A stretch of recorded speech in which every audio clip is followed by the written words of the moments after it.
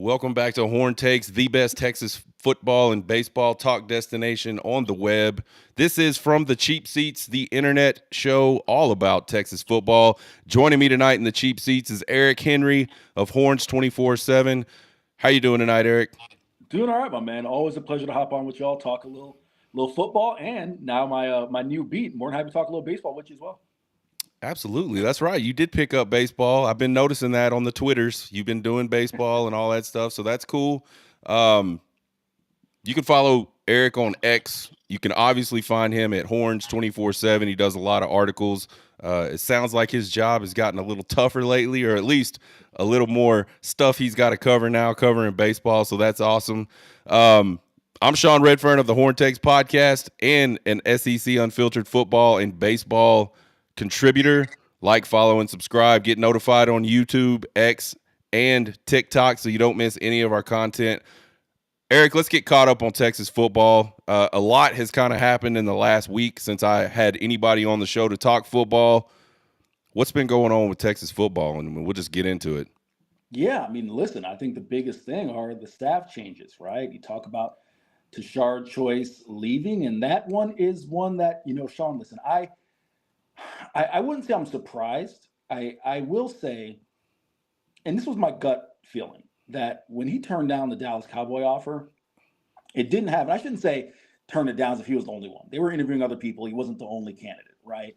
But when he made the decision, I'm going to return to Texas, to me, that felt like more of a, well, this doesn't seem like the right fit for me. And I could, I'll spare your audience, but I could go on a 5-minute rant about why I wouldn't want to work for the traveling circus that's the Dallas Cowboys and Jerry Jones right now. Now, the opportunity comes up to reunite with his former running back that he recruited at Georgia Tech and Jahmyr Gibbs to work for. And it just sounds mind-boggling, to say that the Detroit Lions are a more stable organization than Dallas Cowboys. That's a more stable organization. That's a great NFL opportunity. That's a franchise that looks to at least be in contention for, NFC Central titles or NFC North titles. Dating myself there, NFC Central, old Buck fan here. NFC North titles for many years, right? So I understand that move, right? The one, and I'll come back to his replacement in a second. The one that I think you get really intrigued with, and we just saw kind of the announcement go out officially today, is Mark Orfrey coming in, and he's not going to replace Blake Gideon as a safeties coach. Terry Joseph is going to move to the safeties, and he'll work with the secondary as a whole. And Mark Orfrey is going to stick with the cornerbacks, right? That's the role he had at Rutgers. That's the role he's coached. Here's the thing, and also you can talk about the addition of the running backs coach from West Virginia. But here's the thing in specificity with Orfrey that I think you have to consider if you're a Texas fan. We talk about player development so much, right? And, getting young talent, finding those gems and developing. Well, I don't think we talk enough about coaching development, Sean. How about the fact that Steve Sarkisian is now developing a reputation, just like his mentors and Pete Carroll and Nick Saban, as a guy who, if you work for that guy, do good work, you're going to get a promotion. Right? You're going to advance your career. That, to me, I think is huge because let's just call a spade a spade. The retention of the coordinators that Steve Sarkisian has had, that's not normal. When you have the amount of success that Texas has, you typically lose coordinators. And you can go through each coordinator. Jeff Banks, we need to rehash the situation there. But when he first took the job, his first year, we know the situation went down. That's probably affecting him because otherwise, Jeff Banks is a head coach, in my mind. Jeff Banks is a quality coach. We talk about special teams coordinators typically kind of have that in as kind of ascending to head coaching roles. If it weren't for that, Jeff Banks would be a head coach right now, in my opinion. Right? You have a unique situation in Pete Kukowski who says, "I don't want to be a head coach." He comes out and says it. Right? That's a win for Texas. And then you have Kyle Flood, who of the three coordinators is probably the guy who at some point in time will probably get another look. I know the way things ended for him at Rutgers, as far as kind of that cloud of some things that went down at the school and that kind of put a 10 years in being dismissed for the final few games of his final season at Rutgers. But he's probably going to get another look, right? Kyle Flood's a quality coach, an excellent offensive line coach, developer of talent, but that's uncanny, right? So the fact that you're able to retain those coordinators, that shouldn't be the norm. The fact that they've been able to retain some of the position coaches and then replace the coach that they've lost with young, growing talent, Sean, that says to me, A, Texas is a place that people want to work, and B, Steve Sarkisian is developing a reputation, and he trusts in himself and the coordinators he has. Is, hey, let's bring on a young guy, maybe a name that most fans would be familiar with. This guy can fit. This guy can stick, and I think that's huge. Yeah, I think it's interesting as we talk about, Tashard Choice moving on finally, and it was crazy. I had Nash and I had the Ghost from Ghost and Friends on a couple weeks ago, and we had just dodged the Dallas Bullet, and then here comes along the Detroit Lions, and Tashard's gone, and I think we've talked. It's been talked about ad nauseum. Like Tashard Choice is the man. Like Tashard Choice is a guy everybody wants in their program. I think he's a glue guy. He's a culture guy. Just we don't even need to talk about the X's and O's. I mean, the guy is just a guy you want to have around. The players like him. They want to play for him. And so that's a huge loss to me for the Texas Longhorns.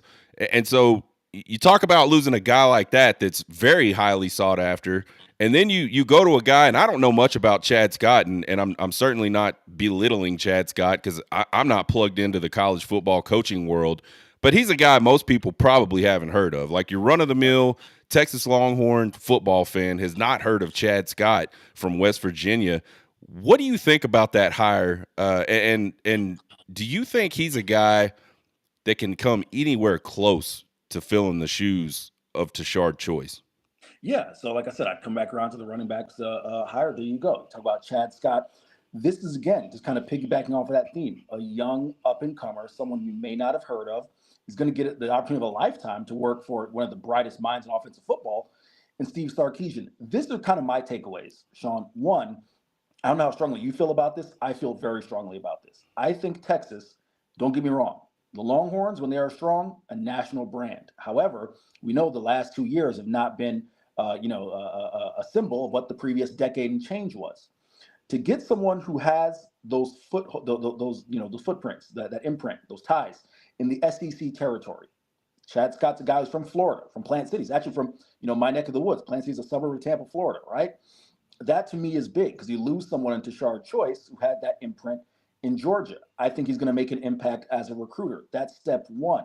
And I don't want to bypass that too soon because obviously Tashard Choice, one of the top recruiters in the nation, landed CJ Baxter out of Florida, landed Jarrett Gibson out of Gainesville, helped and land some guys like Justice Terry, from Georgia, right? Has that imprint, that footprint in SEC territory. The second thing I think is if you take a look at the guys he kind of developed at West Virginia, I saw a stat that points to West Virginia's run game kind of being down. To me, I wouldn't place too much stock in the actual counting stats, right? How respected is this guy in his room? How do Right. players talk about him, right? Jaheim, I'm forgetting the kid's last name right now, the running back of West Virginia, tweeted out, said, "Hey, you made me a better man. I respect you. Go be great," right? It's those types of endorsements that I think matter because let's use Kenny Baker as an example. Someone like Bo Davis. When I spoke with Alfred Collins prior to the Sugar Bowl last year, to 2020, I guess be 2024 Sugar Bowl, 2023 season, AC said, I'd give the shirt off my back to Bo Davis, right? So you think, man, someone like Kenny Baker is kind of a quote unquote no name. How's he going to fill the shoes? He instantly commands respect, right? That to me matters. And that will be the true test. I think so far, some of the early returns that you're seeing from some of Chad Scott's former, proteges at West Virginia, I think is the telltale sign. So, listen, when you're at a school like Texas, you know you're going to get talent, right? Like that's not going to be an issue. It's going to be a matter of will that running back room respond to you, and then will they accept your coaching? I think that's huge. Yeah, I mean, it's an interesting conversation because I think you mentioned the talent. Like you're gonna have talent at Texas at every single position. That's been planted into the program since Steve Sarkisian got there. Like there's gonna be talent on the roster. They're gonna be a good roster. I think, like you said, it's not so much the X and O's piece of it because X's and O's are X's and O's. There's Right. probably not much that Chad Scott can teach a running back about being a running back that somebody else couldn't teach a running back about being a running back. But it's about, as you said, the respect, the love factor, the just the culture piece of it. And I think you can bring in a guy like Chad Scott, and if he fits, he can pick up right where a Tashard Choice left off with that room. Now, where I think there will be some struggles, maybe for a little bit, is in the recruiting world. And again, we don't know. A guy at West Virginia, he doesn't have the same advantages that a guy at the University of Texas has recruiting. So we don't know that he wasn't a good recruiter. And so I think that'll be interesting to see how that kind of plays out through the rest of this year and on into National Signing Day. Safeties coach, you mentioned Mark Orphy, another name that a lot of people probably just haven't heard. I've never heard of him. Again, I'm not plugged into the coaching world like a lot of people are, but Mark Orphy from Rutgers comes over, moves over to the cornerbacks instead of the safeties. What do we know about Coach Orphy? One of the things about him is he kind of has a little bit more of a, I want to tread lightly when I say this. I don't want to disrespect Coach Scott, but more of a name as an up and comer, as a riser, right? Kind of fits that bill the way Kenny Baker was perceived last year, right? Did good work at Rutgers, someone who was really ascended quickly in his career, as someone who's not been afraid to bounce around and hone his craft. And I'll give a shout out to our own, Chip Brown, who did a great deep dive on Orfrey in terms of the respect factor and kind of just the growth in his career. But again, don't want to sound like a broken record, but let's just look at it this way, right? I'll even use Alan Clark, who was brought in from Ohio State, is going to be coaching the edges, right? That's a situation where, and I'll include Orphy in this conversation. Come sit at the foot of PK, right? PK is going to call the defense. PK is going to scheme up the defense. But if you have guys who can learn from him, right? I think that's big. You have Johnny Nansen in place, right? You have Terry Joseph in place. You have a nice, to kind of, quote a Steve Sarkisianism, a nice mix of vets and younger guys, hungry guys, up and comers, who this is their first real break at, no disrespect to West Virginia and Rutgers, but I guess more so Rutgers than West Virginia, a real Power Four program, right? Not just any Power Four program, a premier top 5, top 10 Power Four program in Texas. So I think the thing that, if you're a Texas fan, I think the thing you can take away from these two hires is I would probably set the ceiling on, same thing with Tashard Choice, 4 years, see what kind of happens there, I guess, in the case of Tashard, 3 years, right? And then maybe, that coach moves on and maybe they pick up a coordinator position or they, go to the NFL. But it's not a situation with guys like Terry Joseph, who are a little bit older, a little more veteran in their career, looking for that stability. Guys like Jeff Banks, Johnny Nansen, and others who have relationships with Steve Sarkisian. You're going to need to pick up some guys who are hungry, right? And again, I think that's a benefit for Texas. I'm not saying Johnny Nansen and other guys aren't hungry, but it's different when it's your first real, opportunity, Sure. right? And I think that's huge as well. Yeah, absolutely. And you mentioned Kenny Baker a couple times as we've been talking about this. A lot of Texas fans were really kind of shocked, Yes. by the Kenny Baker hire. Like, okay, who's Kenny Baker? And a lot of guys worried about recruiting and things like that. Well, he's got his feet wet recruiting. He's been bringing in some guys, and granted, they've had to pull in the Tashard Choice to pull in Justice Terry, but I think that just proves that even though you're a guy that isn't well thought of in terms of you just have like this history of being that type of guy like a Bo Davis, it doesn't mean you can't be. And the defensive tackles did really well this year. So, and he was working with a bunch of guys that were brought in as transfers, and then a couple of holdovers, and then a bunch of really young guys, that were recruits at Texas, and they did an outstanding job in the middle of this year on defense. So, I think if you're a Texas fan, it's okay to say, man, who is that, and why couldn't we have got somebody better? But I also don't think that just and I say better, a better name, so to Right. speak. But I also think that just because it's not the guy you thought it should have been doesn't mean it's not a guy that can't do well at Texas. We talk about it all the time. Texas has just got so many built-in advantages that other places just don't.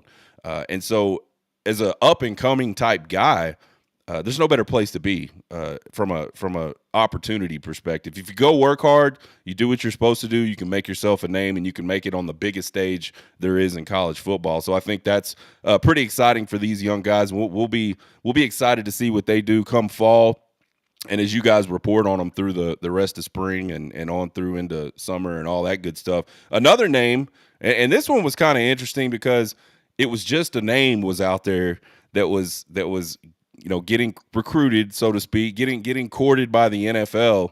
And at first, nobody kind of knew who he was, knew which person it was. Turns out, we think it was Torrey Becton, Yeah. the strength and conditioning coach. And has that been confirmed, or is it just like, oh, we heard that somebody was going after a Texas coach, and now Torrey Becton gets a raise, and now we know that it's confirmed? Or, I mean, is it out of the horse's mouth that it was Torrey Becton?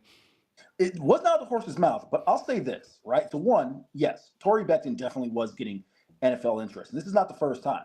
It's actually happened the last two cycles that Torrey Becton's had NFL interest. I'll say this on the show with you now. And this is not, confirmed. This is not from the horse's mouth. This is just kind of, talking with people and sources. There was kind of some belief that maybe Chris Jackson was getting some NFL, overtures as well. Someone who has spent time in the NFL prior. So there is that. But in specificity, with Torrey Becton. I mean, Sean, that to me would have been, and listen, Tashard Choice, big time loss. Blake Gideon, obviously, a lifetime Longhorn. He gets his first opportunity as a DC, huge loss. But Torrey Becton is the guy. And for anyone who may not know this, I know you know this, but for anyone who may not, you talk to players, they say this, the two people outside the head coach, but two people who really sell you on a program are your position coach and your strength coach. That's who you're spending most of the time around, right? Mm-hmm. You're going to be in that position room in the offseason, going to be around the strength coach. Torrey Becton comes so well regarded. There are players for over the past 3 or 4 years who have either gone on to the NFL, most notably Bijan Robinson, or guys who are on this roster who talk about, hey, I want to train with Torrey Becton. If I'm in the NFL, I want to come back to Austin and train with Torrey Becton, right? That to me is again, I don't want to say it's as big as Tashard because I think, obviously different impact with recruiting and so on and so forth. But that to me was a major, major statement. And also, if we really want to, I'm not Torrey Becton's agent, but I'd make the case the strength coach over at Oklahoma State, I'm forgetting his name right now, is the highest paid strength coach in the nation, making north of $1 million. Torrey Becton, proof is in the pudding, right? For Right. him, and he's seventh. He's seventh. I don't want to make it seem like he's 30th, right? But his previous deal is making about 550, right? If I was Torrey Becton's agent, I'd say, I think you can at least make me 750, 800 around that mark, right? But yes, Torrey Becton was getting NFL overtures, NFL interest, just because of the amount of guys over the past 2 years who've spoken so highly of him. That certainly is going to cause, teams and when you have turnover as far as whether it's a team that's want to get rid of their strength coach or a new head coach hire, maybe want to bring someone in. Big time retainment for Texas there. Yeah, absolutely. I think you mentioned it being huge. The strength and conditioning guy is kind of like the head coach in the offseason because Yeah. the coaches can't be around the players, but the strength and conditioning coaches can. And so he's the guy that's going to lead those guys through summer workouts, all that blood, sweat, and tears. I think you build a bond with a guy like that, and it is super important. And then obviously you look at what Texas has been able to do developing talent under the Steve Sarkisian umbrella and Torrey Becton being there. These guys are getting big. They're getting strong. They're getting faster. They're going on to play in the NFL in droves. And so, of course, the strength and conditioning coach outside of the head coach might be the most important guy. And he's kind of the guy that I don't think there's a lot of rules with the strength and conditioning coach. If you're working hard, that's the rule. You're going to show up, you're going to work hard, you're going to kill yourself, and we're going to have fun doing it, but that's what we're going to do. And I think the guys like that. And so, yeah, retaining a guy like Torrey Becton, huge deal for the University of Texas football program. I wanted to ask you something that you kind of touched on. You talked about his salary, you talked about agents and all that. How much – like, I'm going to put you on the spot, and it doesn't have to be right, obviously, and nobody's going to know if it's right or wrong. But in your opinion, you're kind of tied into all this stuff. How much of this interest that happens almost every single offseason is the agent saying, "Hey, man, I got to get my guy a raise," versus there really being interest? Sean, are you familiar with the phrase Jimmy Sexton season? Because Jimmy Sexton season is real. All right. Jimmy Sexton season, you can set your calendar come that first few weeks of January when coaching, firings and hiring start happening. And if you're a coach, Steve Sarkisian being one, who's represented by Jimmy Sexton, just know all of a sudden it's going to be, well, this guy, might have an NFL opportunity, might want to try and make an effort to keep him. That is real. Right now, with that being said, That's one aspect. You do have another aspect, and I have no issue saying this. Sometimes you have, coaches who have relationships with reporters, and they may want to put some out there and say, hey, I think I'm getting some interest and so on and so forth. And it's our job to flesh it out and see how real or not it is. But that is another way. Sometimes it's agents reaching out to reporters, right? Agents absolutely have relationships. No disrespect to the great, Shams Charania or Woj or Adam Schefter, but those guys have relationships with agents. That's how they're breaking news, right? So it is a two-way street in that sense. But to answer your question, if I had to put a percentage on it, I would say in big time college football, probably about 60% of it is let's see what we can kind of do, right? And it doesn't necessarily mean that it's nothing, Sean. It's not like, Sure. there's zero interest. It's let's put this out there, and I think I might be able to drum some interest, or I got a little landing spot, right? Or there's a Right. kernel of, hey, our guy's starting to get, have a little buzz. Let's put it out there, right? So I'd say about 60%. Yeah, it's kind of an interesting thing. I mean, I think it's something we can't really know. Obviously, we're not the agent, we're not the coaches, and they're not going to tell us.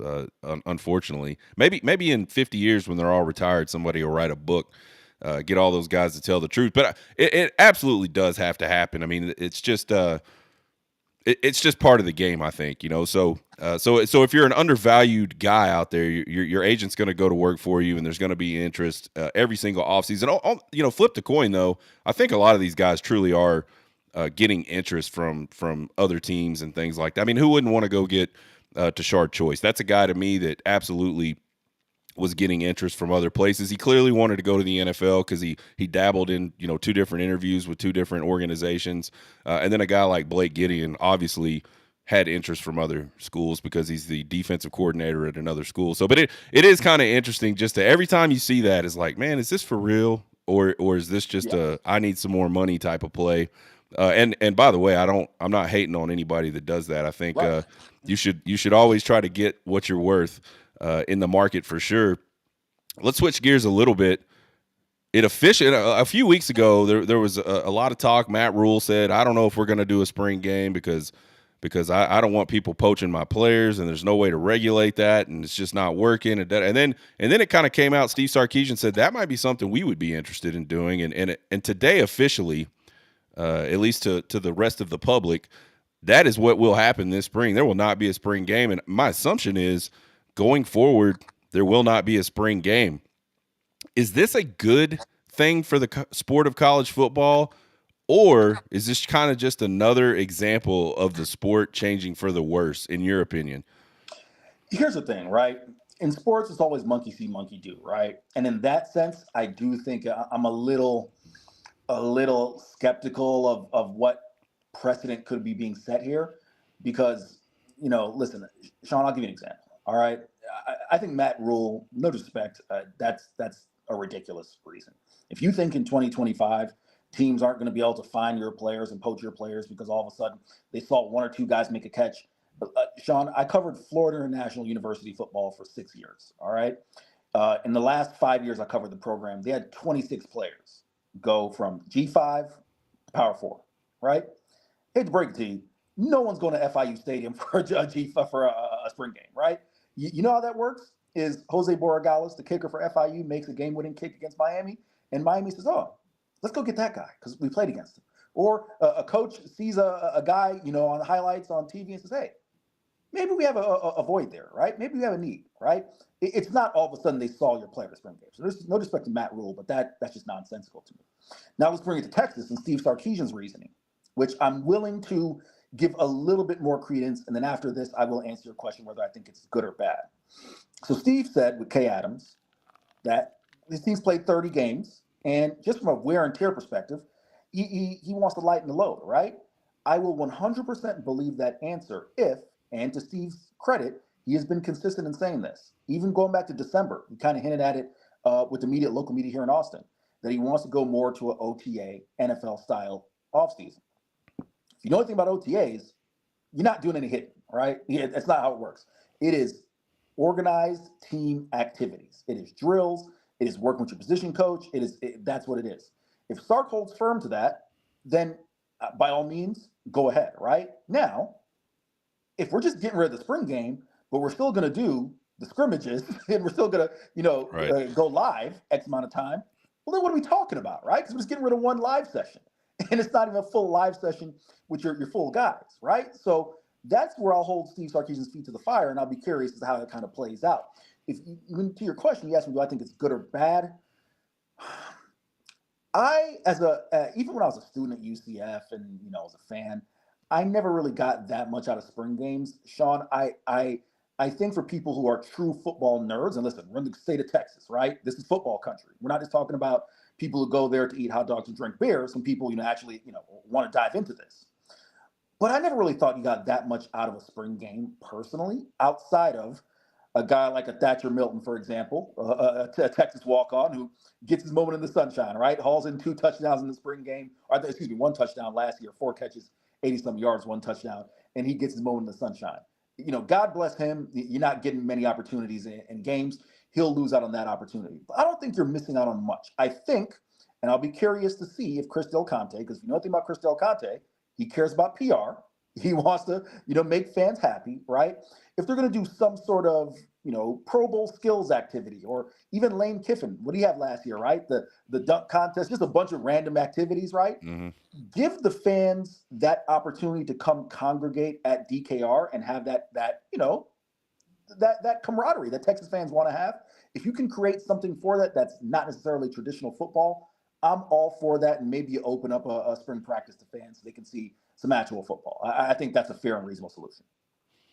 Yeah, it's an interesting discussion, I think, because you've got some people that are just die hard. You got to have the spring game, and I actually enjoy watching the spring game. I like to see the new players. To me, with so many early enrollees and things like that, that's one of the cooler things about the spring game. You get to see a lot of young guys before they actually go through fall and camp and all that stuff, and maybe get an opportunity to play that fall. So it's cool from that perspective. I live far away from Austin, so I don't get a chance to get down there as much for the spring games and things like that. I mostly catch them on TV, but I agree with you though. I think they will definitely figure out a way to do something. They will bring the fans in, get the fans mixed in with the football team and the coaching staff and all those things, and there'll be something like that to kind of celebrate Texas football in the spring at the end of spring practice, whatever that looks like. I don't know, man. Change isn't always bad. I think a lot of people are really scared of change, and most humans are reluctant to change just because we're kind of set in our ways. We get in a groove and we like to be in that groove, good, bad, or indifferent. But I wonder if we're just dragging college football fans through too much stuff too quickly, and we're not letting them just get used to the one change before we drag them through another change. It'll be interesting to see how all this plays out. NIL, transfer portal were really big changes for college football fans. And then NIL just kind of turned into this monster where you got – I don't think a lot of people anticipated – I mean, we knew people were going to leave school and go to different schools. But I think most people just kind of had it in their head. It was going to be the third string guy. The third string guy – that didn't get to play. That makes sense. He's going to get an opportunity to go somewhere else and maybe get on in a program and show what he can do and maybe get some playing time. What I don't think a lot of people really thought about and anticipated was the first string guy that just rushed for 1,500 yards and all of a sudden goes, I'm going into the transfer portal. And I think it's that tie-in with NIL that makes the transfer portal so volatile for college football, most college football fan. And there's probably some people out there that just don't care either way. They're just like, I don't care. This is my team. I'm going to root for my team. And that's cool too. So yeah, it'll be interesting to see how this spreads across college football, the no spring game thing, and what teams do to replace it. And then again, as we continue to move through these changes, how do fans, do we start losing fans? Maybe we start picking up fans that we wouldn't have gotten in the first place. It'll just be kind of interesting to see if the business of college football cannot sort of implode on itself and kind of ruin what college football is to so many people, and especially old people like me. It's like Well, totally different for me than when yeah. I was in high school, even. So it's kind of nuts. Real quick, Sean. What I think you're touching on, I'll make this point super quick. What I think you're touching on is NIL, transfer portal, all that stuff has happened. Of course, the transfer portal's kind of, made transfers, kind of be on steroids. But what I think you're touching about, or what you're touching on is you don't get to have your guy for 4 years. You don't get to have your guy for 3 years anymore, right? That's what made college football special, right? Is you got to grow, have that attachment that, hey, I saw that quarterback when he was, 17, 18 and was recruited. He was a 4-year starter. And you have that memory. Think about it, Texas, the Major Applewhite era, the Vince Young era, the Colt McCoy era, right? That's what you're touching on. More than anything Hmm. else is you don't get to build those relationships anymore. That attachment. That's what it is. And I think there's a fair point there that there's something about that is lost because at that point it's now the NFL where it's like, oh man, do I really build an attachment for a guy? Look at the Dallas Mavericks, who's a basketball example. That's why those fans are so upset because Luka Doncic was their guy, right? Hmm. So that's what you're touching on. Yeah, I think you're right. I mean, I think I'm not an NFL guy at all. I don't enjoy watching the NFL. I will turn it on Sundays if I'm sitting on the couch, just to have football because I love football. But I don't really pay that much attention to it. And it's because to me, it's so soulless. From year to year, you have different players. It's a different 55 guys or whatever the roster size is. And guys are just, I'm going to hold out. I'm not doing practice with my teammates because I want to get paid more money. And that's coming in college football. I mean, we've already kind of saw it earlier this year when the UNLV quarterback said, Right. "I'm not playing any more football because there's a mix up with my NIL deal." So that's the kind of stuff that for a college football fan like myself makes it really tough to have that same type of feeling because there's just not that sort of connection with the university and connection with the fan base when guys are just jumping ship left and right to go different places. It is a really interesting and super complex, and it would take us months to talk about it. We could probably do a series weekly for months on NIL, transfer portal, what it's done to college football and what it may do to college football. But anyway, I think now you got coaches saying we're not doing spring game, and a lot of. I mean, I saw Brad Kellner kind of went off today on Yeah. Twitter a Yeah. little bit about it, and I haven't had a chance to really listen to what he has to say about it. But he was clearly not happy that the spring game wasn't going to go. Real quick, unless you got to get out of here, I know you said you kind of had a time limit. If you don't, let me ask you this question. Yeah. Let's talk about the 14 Texas Longhorns that got invited to the NFL Combine. That's 25 in the last 2 years. We were talking about Torrey Becton. He's been a huge part of getting those guys muscled up and ready to go into the NFL.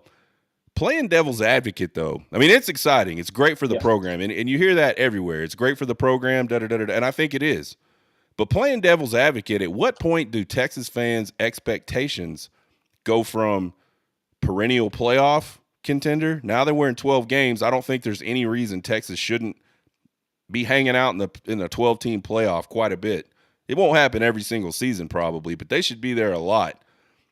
And I think that's the expectation today. When does it go from that to, man, you keep putting 25 players in the NFL every 2 years. When are we going to win a national championship? And that's a kind of a cynical look at it. But I mean, Texas fans are nuts. There's probably already Texas fans that are going, 25 guys in the last 2 years went to the NFL. How did we not win a national? How did we not play for a national championship in the last 2 years? What are your thoughts on that? Yeah, Sean, I'll tackle this one, then I'll get out of here. That is $1 million question. And I've thought about that one myself. I thought about that one last year, right? When you send the record amount of guys, you have, double digit guys drafted. If you get that many guys drafted, you're thinking, all right, that's a national championship caliber team. And the fact of the matter is, it is. If you have double digit guys drafted, that is a national championship caliber team. In my opinion, and listen, I've been a Quinn Ewers defender. I don't think you put it squarely on Quinn Ewers, but I do think the bar will be raised a little bit when you think you have the quarterback play to get you over the top. And again, I was someone who thought Quinn Ewers could get you over the top, right? We saw a confluence of circumstances. Steve Sarkisian. I'm not going to rehash, the play call down the goal line, but we all know that, right? Quarterback and head coach. That is where I think the expectations lie. If you have a top tier head coach, Steve Sarkisian's extension was just released today. He is being paid like a top tier head coach. You have a top tier quarterback. That automatically says, okay, we should be contending for a national title, right? Look at Oregon last year. They go out and get a Dylan Gabriel, someone who's really accomplished.